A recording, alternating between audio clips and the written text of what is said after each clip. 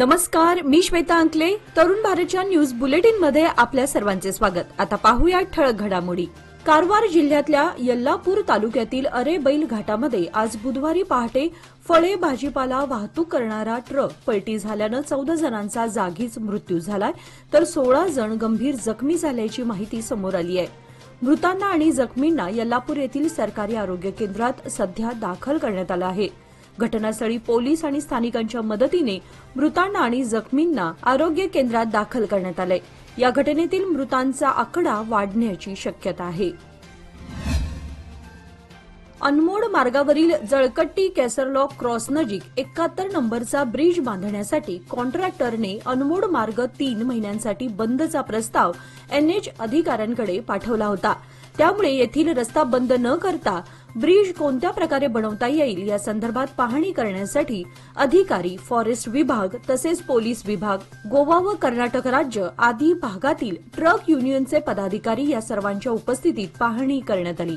या ब्रिजवरून एकाच वेळी 2 अवजड वाहने जाणं शक्य नसल्यानं एकतर ब्रिजची रुंदी 10 मीटर करा, अन्यथा या ठिकाणी अनावश्यक उभारण्यात येणारा ब्रिज रद्द करण्याची मागणी करण्यात आली. गोव्याने कर्नाटक विरोधात सर्वोच्च न्यायालयात दाखल केलेल्या अवमान याचिकेसह म्हादई संदर्भातील इतर सर्व याचिकांवर उद्या गुरुवारी दिनांक 23 रोजी सर्वोच्च न्यायालयात महत्वपूर्ण सुनावणी होणार आहे. दरम्यान कर्नाटकचे कायदा मंत्री एच.के. पाटील यांनी केंद्राची भूमिका संशयास्पद असून भाजप म्हादई प्रश्नाचे राजकारण करीत असल्याची टीका केली आहे. तलावात पोहायला गेलेल्या मुलाचा बुडून मृत्यू झाल्याची घटना बेळगाव तालुक्यातील वाघवडे गावात घडली आहे. गणेश हिरामणी सुतार, वय 15, राहणार वाघवडे असं मृत मुलाचं नाव आहे. काँग्रेस अधिवेशन असल्यानं शाळांना सुट्टी देण्यात आली होती. यावेळी गणेश सुतार हा मंगळवारी पोहण्यासाठी गेला होता. मात्र रात्री उशिरापर्यंत तो घरी न परतल्याने कुटुंबियांनी त्याचा सर्वत्र शोध घेतला. यावेळी तलावाजवळ कपडे सापडल्याने त्याचा बुडून मृत्यू झाल्याचं समोर आलंय. यानंतर वडगाव ग्रामीण पोलिसांना घटनेची माहिती मिळताच पोलिसांनी घटनास्थळी भेट देऊन गणेशचा मृतदेह तलावातून बाहेर काढला. या प्रकरणी वडगाव ग्रामीण पोलीस स्थानकात गुन्हा दाखल करण्यात आलाय. राज्यातील रायचूरच्या सिंधनूर तालुक्यातील अर्गिनमर कॅम्पजवळ भीषण अपघात झाला. क्रुझरचे टायर फुटून वाहन रस्त्याच्या मधोमध पलटी झाला. या अपघातात मंत्रालय संस्कृत पाठ शाळेतील 3 विद्यार्थी आणि क्रुझर चालकाचा जागीच मृत्यू झाला. चालक शिवा, वय 24, अय्यवंदन, वय 18, सुजेंद्र, वय 22 आणि अभिलाष, वय 20 अशी दुर्दैवी मृत मुलांची नावे आहेत. या घटनेत 10 जण गंभीर जखमी झाले आहेत. जखमींना सिंधनूर तालुका रुग्णालयात दाखल करण्यात आलं आहे. या प्रकरणी सिंधनूर वाहतूक पोलीस ठाण्यात गुन्हा दाखल करण्यात आलाय. सरकारी मराठी उच्च प्राथमिक मॉडेल शाळा येळ्ळूर येथे रोटरी क्लब बेलगाम साऊथकडून स्वच्छतागृहांचं भूमिपूजन करण्यात आलं. शाळेमध्ये असणाऱ्या विद्यार्थ्यांची पटसंख्या आणि त्यांना असणाऱ्या स्वच्छतागृहांची कमतरता हे पाहता विद्यार्थ्यांना स्वच्छतागृहाची अत्यंत आवश्यकता आहे. हे ओळखून rotary Club of Belgaum south यांच्याकडून स्वच्छतागृहांसाठी 4.5 लाखांचा निधी मंजूर करण्यात आलाय. या निधीतून विद्यार्थी व विद्यार्थिनी यांच्यासाठी स्वच्छतागृहाची उभारणी करण्यात येणार आहे. याचे नुकतेच भूमिपूजन रोटरी क्लब ऑफ बेळगाव साऊथचे प्रेसिडेंट रोटेरियन निलेश पाटील यांच्या हस्ते झाले. बेळगाव व खानापूर तालुक्यातील काही गावांमध्ये दुरुस्तीच्या कारणास्तव गुरुवार दिनांक 23 रोजी वीज पुरवठा खंडित केला जाणार आहे. दुपारी 12 ते सायंकाळी 5:30 या वेळेमध्ये कुट्टलवाडी, बाळगमट्टी, नावगे, बहाद्दरवाडी, रणकुंडे, कर्ले, संती बस्तवाड, हुंचेनट्टी, उचवडे, बैलूर, ओलमनी, दारोळी, चापोली, कापोली, कणकुंभी, जांबोटी या परिसरातील वीज पुरवठा बंद राहणार असल्याचं हेस्कॉमकडून कळवण्यात आलंय.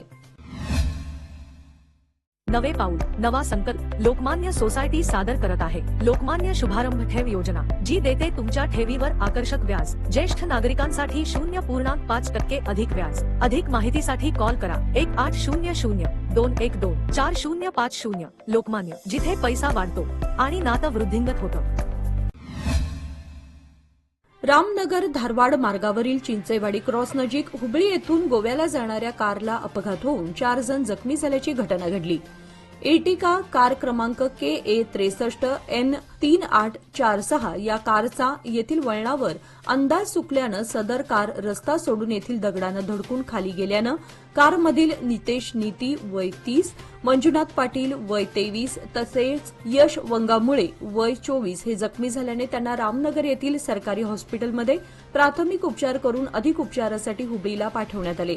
घटनेची नोंद लोंढा पोलीस स्थानकात झाली आहे. जीएसएस कॉलेजच्या IQAC विभाग आणि भाषा विभाग यांच्या संयुक्त विद्यमाने कॉलेजच्या KM गिरी सभागृहात माधवबाग मुंबईचे डॉक्टर मिलिंद सरदार यांचा आनंदी आणि सुदृढ जीवनाची गुरुकिल्ली या विषयावर व्याख्यान नुकतेच पार पडले. यावेळी आहार, विहार, विचार ही त्रिसूत्री जर आपण आपल्या जीवनात पाळली तर आपण आपले आयुष्य हे आरोग्यपूर्ण तणावरहित जगू शकतो असा ठाम विश्वास डॉक्टर सरदार यांनी शिक्षकांना दिला. यावेळी शिक्षक, विद्यार्थी मोठ्या संख्येने उपस्थित होते. टिळकवाडी येथील SK सोसायटीच्या ठळकवाडी हायस्कूलमध्ये वार्षिक विज्ञान प्रदर्शनाचं आयोजन करण्यात आलं होतं. या प्रदर्शनात विज्ञान प्रयोग स्पर्धा, विज्ञान वस्तू संग्रह स्पर्धा, विज्ञान तक्ता स्पर्धा आणि विज्ञान रांगोळी स्पर्धा अशा विविध स्पर्धांचा सहभाग होता. शाळेतील सुमारे 200 विद्यार्थ्यांनी या प्रदर्शनात भाग घेतला होता. या विज्ञान प्रदर्शनातील स्पर्धांचे परीक्षण कीर्ती चिंचणीकर, अश्विनी सराफ व श्रीमती यादव यांनी केले.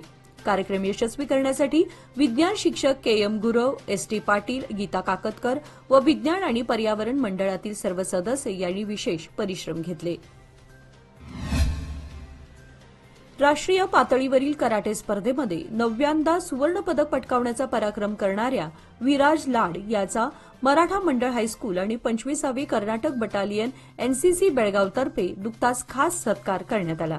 सदर सत्काराप्रसंगी मराठा मंडळ हायस्कूलच्या उपमुख्याध्यापिका श्रीमती LN शिंदे, NCC अधिकारी LJ पाटील, 25 कर्नाटक बटालियनचे हवालदार बीपडे गौश, नायक दीपसिंग आदी उपस्थित होते. विराज लाड याला शिवाजीनगर येथील नॅशनल कराटे क्लबचे प्रशिक्षक विठ्ठल बोसगर यांचे मार्गदर्शन लाभत आहे.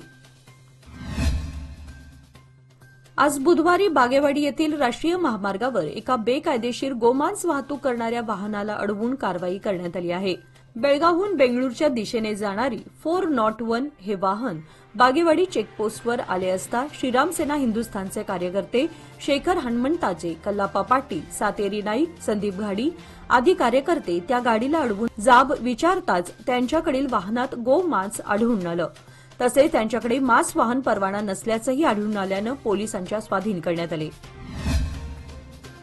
मुलींचे संरक्षण आणि सक्षमीकरण करण्यासाठी 22 जानेवारी 2015 रोजी पंतप्रधान मोदी यांनी बेटी बचाओ बेटी पढाओ अभियानाला सुरुवात केली. याला आज 10 वर्ष पूर्ण होत आहेत. या निमित्त पंतप्रधान मोदी यांनी या चळवळीला तळागाळात पोहोचवणाऱ्या सर्वांचे मी कौतुक करतो अशा शब्दात कृतज्ञता व्यक्त केली आहे. गेल्या दशकात बेटी बचाओ बेटी पढाओ हा लोकशक्तीचा उपक्रम बनला आहे. येणारी वर्षे मुलींसाठी मोठी संधी आणि प्रगती घेऊन येईल असा विश्वासही पंतप्रधान मोदी यांनी व्यक्त केला.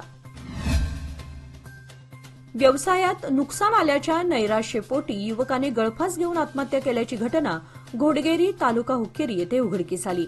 अक्षय नागाप्पा शेबन्नावर वय 27, मूळ राहणार बेन्नूर, तालुका बेलहोंगल, सध्या राहणार घोडगेरी असं मृत युवकाचं नाव आहे.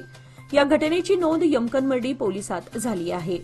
याचबरोबर आजचे बातमीपत्र इथे संपले. अधिक माहिती आणि ताज्या घडामोडींसाठी पाहत रहा तरुण भारत न्यूज चॅनल. तसेच आमच्या चॅनलला लाईक, शेअर आणि सबस्क्राईब करायला विसरू नका. आणि विश्वासार्ह बातम्यांसाठी दररोज वाचा दैनिक तरुण भारत. धन्यवाद.